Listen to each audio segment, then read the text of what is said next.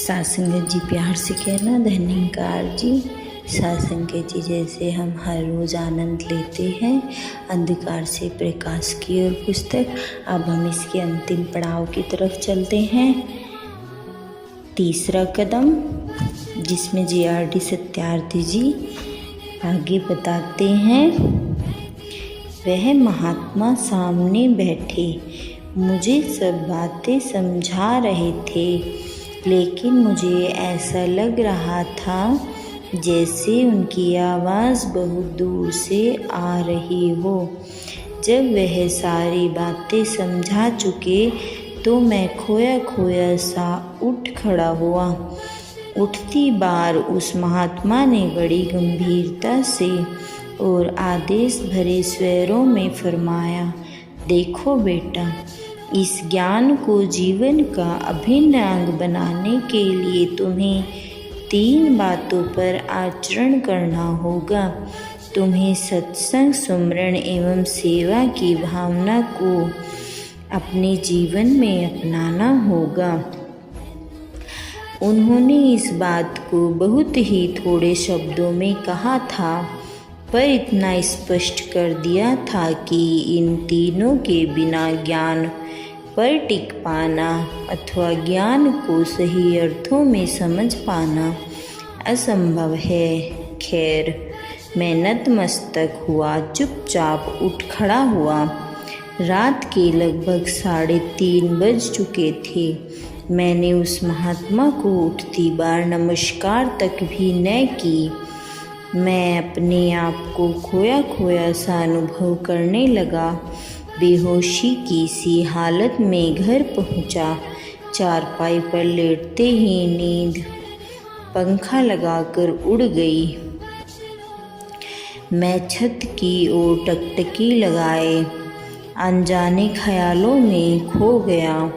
ऐसे ही एक बात परेशान करने का कारण बनी रही कि जिस शक्ति का मुझे अनुभव कराया गया है, क्या वही ईश्वर हो सकती है या नहीं।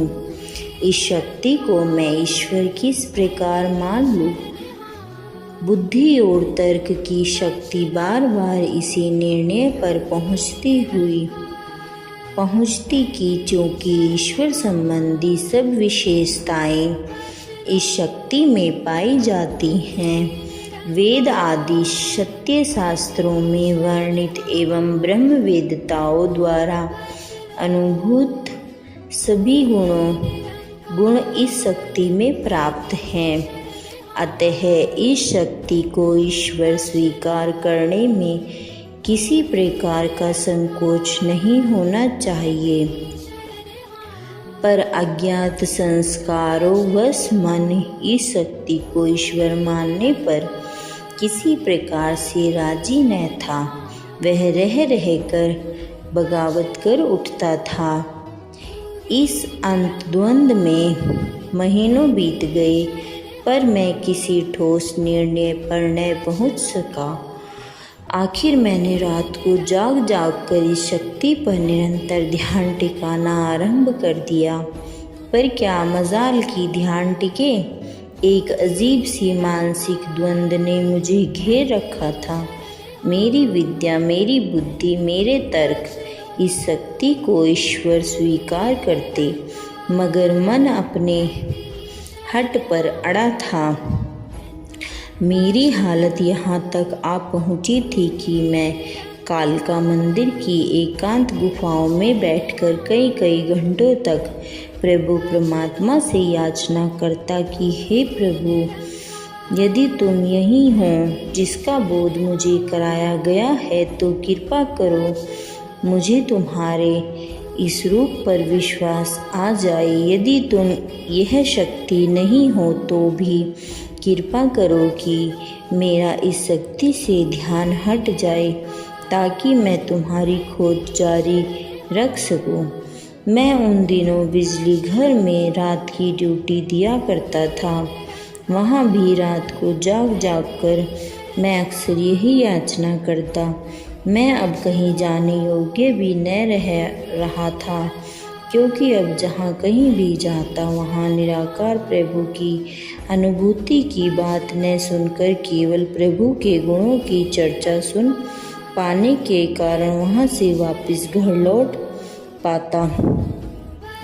अब केवल ज्ञान की थोड़ी बातें मेरे मन को अपनी ओर आकर्षित न कर पाती। सच बात तो यह है कि मेरी हालत धोबी के कुत्ते की सी हो गई थी, जो न घर का रहता है और न ही घाट का। इस कश्मकश में 3-4 वर्ष बीत गए, परंतु इस अनुभूति शक्ति पर मन टिकाने में न आया। टिकता भी कैसे, क्योंकि मैंने उस महात्मा के अंतिम आदेश को सिर से ही भुला दिया था। यह बात मुझे समझ में नहीं आई, बल्कि यह बात भी मुझे निरंकारी मिशन के एक अनुयायी ने ही बताई। उनसे मैंने जब अपनी मानसिक स्थिति कह सुनाई तो उन्होंने तुरंत एक अच्छे वैद्य की भांति रोग का पता लगा लिया। रोग को मैंने स्वयं ही जन्म दिया हुआ था। निदान स्वरूप उन्होंने मुझे ज्ञान प्रदान करने वाले महात्मा के अंतिम आदेशों की याद दिलाई कि सत्संग, सेवा और सुमरण के बिना इस ज्ञान को सही अर्थों में समझ पाना संभव नहीं। सुनकर मुझे अपने ऊपर बहुत ग्लानि हुई। मैंने मन ही मन निश्चय किया, इन तीनों चीज़ों को भी आजमा कर अवश्य देख लेना चाहिए। इस प्रकार वर्षों की मानसिक कश्मकश के बाद मैंने ज्ञान प्रदान करने वाले महात्मा के इस आदेश पर आचरण करने का मन ही मन निश्चय कर लिया। परिणामतः मैंने संगत में जाना आरंभ कर दिया। पहले ही दिन संगत में एक ऐसे महापुरुष के दर्शन हुए जिनके व्यक्तित्व ने मुझे हर तरह से बहुत ही प्रभावित किया। संगत का हर महापुरुष उन्हें निर्मल जोशी कहकर उनका परिचय दे रहा था। उन्होंने अपने प्रवचनों में कुछ इस प्रकार शुरू किया।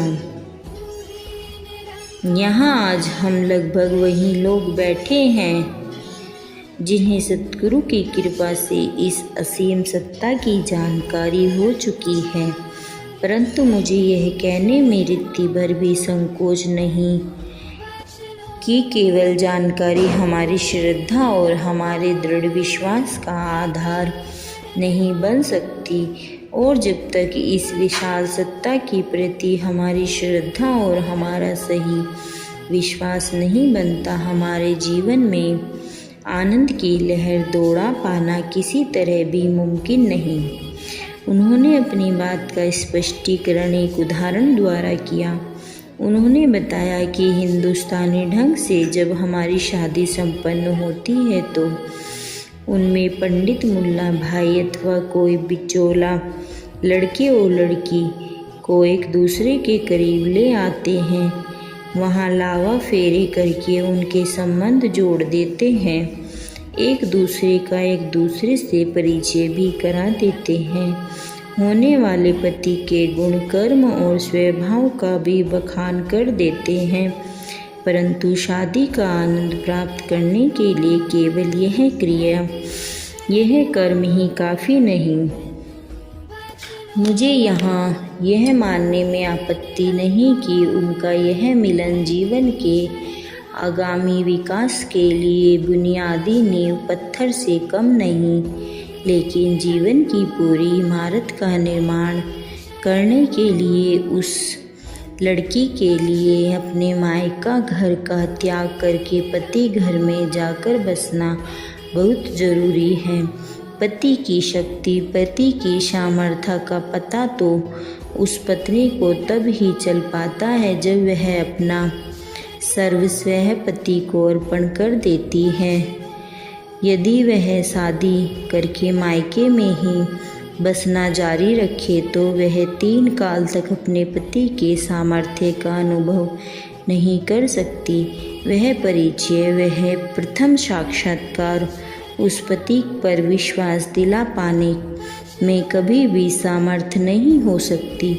ठीक इसी प्रकार जो आत्मा सतगुरु की कृपा से अपने पति परमात्मा का साक्षात्कार करा के अपने मायके में ही लिप्त रहती है, उसे कभी भी पति परमात्मा के सामर्थ्य का बोध नहीं हो सकता। इसीलिए यदि हम चाहते हैं कि हमारी यह जानकारी आनंद का स्रोत बन सके अथवा हमें यकीन आ सके कि हमें वही शक्ति प्राप्त हुई है जिसकी खोज हमारे जीवन का अंतिम लक्ष्य थी, तो हमें अपने समग्र मन से इस विशाल सत्ता का हो जाना होगा। दिन रात इसके अस्तित्व का आभास कायम रखना होगा। उन्होंने एक और उदाहरण भी दिया। उन्होंने फरमाया, एक विद्यार्थी जब हिसाब जानना अथवा सीखने की इच्छा के लिए किसी मास्टर की खिदमत में पेश होता है तो वह मास्टर उसे एक लकीर खींचकर कहता है कि बोलो 1, और वह बच्चा बिना किसी हील उज्जत के उस लकीर को 1 कहना शुरू कर देता है। देखते ही देखते एक दिन वह गणित का विद्वान बन जाता है। यदि वह अड़ जाए और कहने लगे यह तो लकीर है, यह 1 कैसे हो सकती है, तो इस विद्यार्थी का विकास हो पाना यकीनन नामुमकिन ही है। इस प्रकार प्रभु जिज्ञासु को भी एक बार सतगुरु के आदेश पर सतगुरु द्वारा दिए गए संकेतों पर चल पड़ना होगा, तो निश्चित ही उसका भी इस शक्ति पर जिसका हमें बोध कराया गया है विश्वास जम सकता है और वह जीवन के सही आनंद को प्राप्त करने में सफल हो पाएगा। निर्मल जोशी जी तो ये बात कहकर अपने घर चले गए, परंतु मेरी नींद उचट हो गई। मुझे समझ में नहीं आ रहा था कि मैं किस प्रकार इस विशाल सत्ता का हो जाऊं। माया छोड़ने का क्या अर्थ है? इस सत्ता के साथ संभोग करने की क्या विधि है? अभी कुछ दिन ही बीते थे कि एक और महात्मा हमारी संगत में पधारे। उस बुजुर्ग महापुरुष मास्टर नत्था सिंह जी ने भी जोशी जी से मिलती जुलती बातें कही।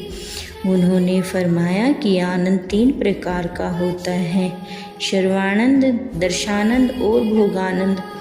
उन्होंने भी अपनी बातों को समझाने के लिए एक दुनियावी उदाहरण का सहारा लिया।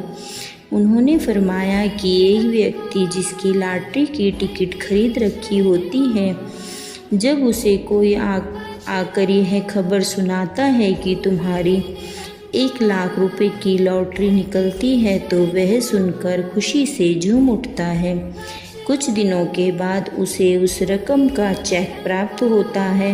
वह चेक को देखकर नाच उठता है, लेकिन ये दोनों अनुभूतियाँ जीवन को सही सुख प्रदान नहीं कर सकती। सच्चा सुख पाने के लिए उसे उस चेक को कैश करवाना होगा और प्राप्त माया द्वारा भोग पदार्थों को खरीद कर उसका भोग करना होगा। ठीक इसी प्रकार हम निराकार प्रभु का श्रवण करते हैं। सतगुरु की कृपा से इसके दर्शन भी हो जाते हैं, परंतु शाश्वत आनंद के लिए इसका भोग करना होता है। दर्शन तो केवल चेक की मात्र प्राप्ति है, इसीलिए इससे अधिक कुछ नहीं। इस चेक द्वारा कितने सुख के भंडार प्राप्त हो सकते हैं, यह इसे भुनाने के बाद ही पता चल सकता है। वह महात्मा भी अपनी बात कहकर जहाँ से पधारे थे वहाँ लौट गए, लेकिन मेरी समस्या जो की तो बनी रही। मैं अब भी इस सोच में था कि इस चेक को कैसे कैश कराना होगा और यहाँ से कैश कराना होगा। संगत करने का एक परिणाम स्पष्ट समय सामने आने लगा कि मेरा मन कर्म कांडों से होने लगा। रूटीन की भक्ति मुझे छलावा प्रतीत होने लगी।